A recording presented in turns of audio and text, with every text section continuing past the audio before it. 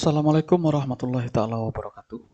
Kembali bersama channel Ubaikan Inhil. Bapak Ibu yang belum subscribe, silahkan subscribe. Jangan lupa tonton videonya sampai selesai agar dapat pemahaman, gambaran, dan semoga mengerti video yang saya posting. Nah, tentunya juga saya akan berbagi file-file yang menurut saya penting. Ya barangkali Bapak Ibu memerlukannya. Semoga video atau file yang saya berikan bermanfaat dan berguna bagi Bapak Ibu. Tentunya khusus pada tahap kedua yang sedang pendalaman materi, kalau tidak salah masuk pada modul ke-6. Mudah-mudahan lancar yang akan masuk ke modul ke-7 barangkali. Mudah-mudahan lancar, semoga kita semua lulus PPG tahun 2021 ini, amin ya rabbal alamin. Kali ini saya akan membahas seputar permintaan tentunya yang setia di channel ini tentang PTK, walaupun mungkin masih lama, tidak masalah, saya akan posting. Nah, di sini yang pertama PTK yang sudah saya buat atau saya kirim ke LMS.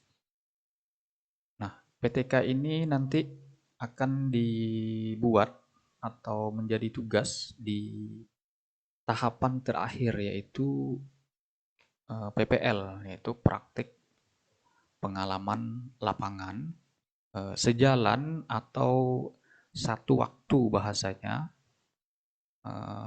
dengan RPP atau praktek pembelajaran PPL tersebut. Nah, jadi pada satu kegiatan maka kita melakukan langsung penelitian. Nanti ada LK-nya 6, LK titik 3.1 sampai dengan 3.6, kurang lebih seperti itu. Nanti saya akan cekkan. Juga akan saya posting yang Bapak Ibu bisa download. Barangkali bisa dipelajari pelan-pelan. Nah, di sini saya mengambil judul meningkatkan hasil belajar pendidikan agama Islam kelas 11 mesin 2 di SMK 3. Nah, jadi kata salah satu dosen, perbedaan skripsi dan PTK itu salah satunya adalah PTK memiliki kata kunci yaitu meningkatkan. Apakah itu meningkatkan, peningkatan? Nah, jadi seperti itu. Jadi ada kata kuncinya meningkatkan atau peningkatan. Nah, jadi berbeda dengan skripsi atau karya ilmiah yang lain. Nah, jadi Bapak Ibu bisa memulai judul dari sekarang. Apa kira-kira yang mudah judulnya atau penelitiannya dengan RPP yang Bapak Ibu kuasai. Nah, karena tentu kalau kita tidak menggunakan RPP yang tidak kita kuasai tentu agak berat. Nah, sedangkan RPP yang kita kuasai saja kita masih kewalahan dalam membuat PTK karena dia berjalan dalam satu waktu. Nah, begitu juga dengan tugas atau lembar kerjanya.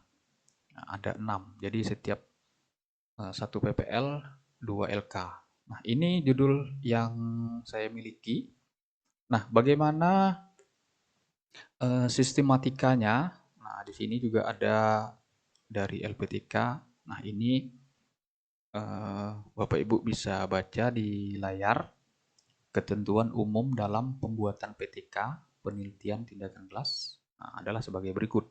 Ya, format sama seperti karya ilmiah, seperti skripsi. Nah, kiri kanan yaitu 4, atas bawah,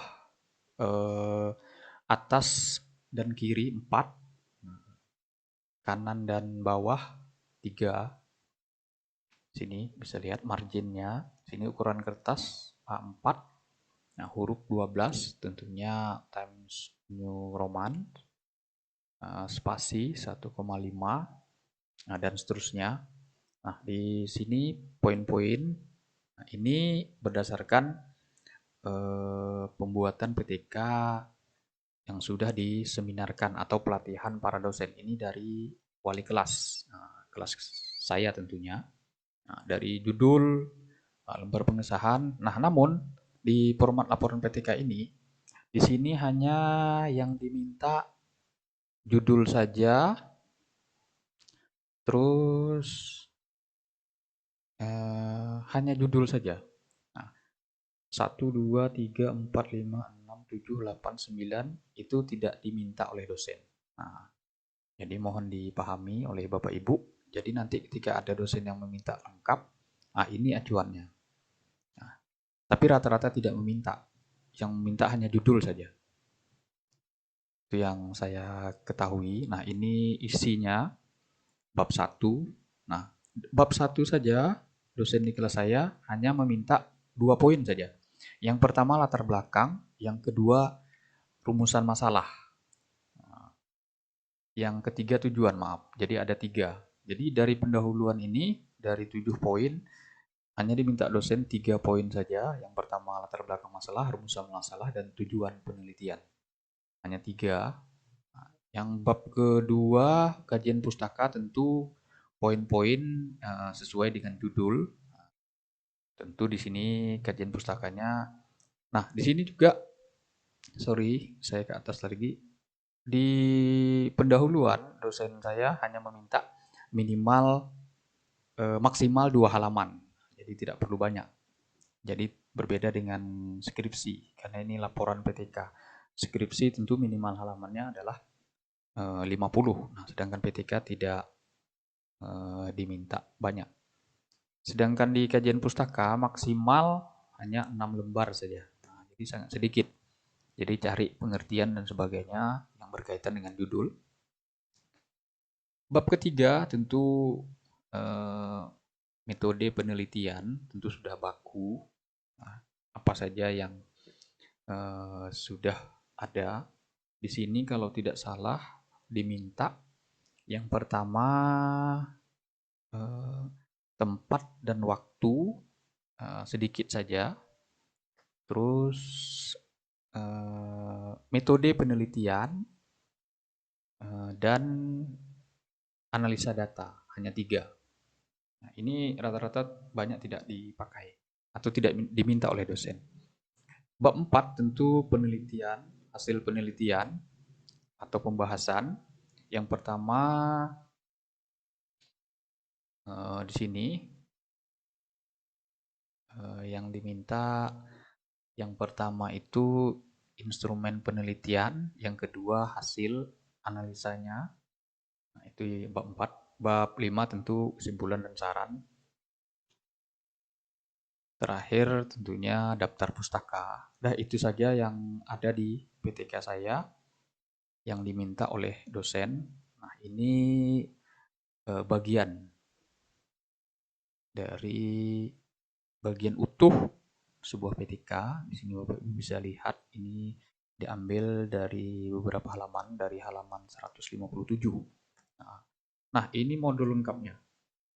Nah, ini diklat teknis penyusunan karya tulis ilmiah, penelitian tindakan kelas. Nah, ini saya dapat dari wali kelas, dibagikan ke kelas. Nah, di sini resmi dari Kemendikbud. Nah, jadi file lengkapnya ini saya juga akan posting. Bapak Ibu bisa download, barangkali punya waktu untuk membaca dan sebagainya. Bisa dibaca-baca, tapi tetap Bapak Ibu antisipasi keinginan dosen dan setiap dosen pasti berbeda. Nah, jadi seperti itu. Bapak Ibu bisa baca, silahkan download filenya. Jangan lupa tonton videonya sampai selesai. Mudah-mudahan bermanfaat video dan file yang saya berikan. Mungkin itu saja Bapak Ibu. Saya akhiri. Wassalamualaikum warahmatullahi wabarakatuh.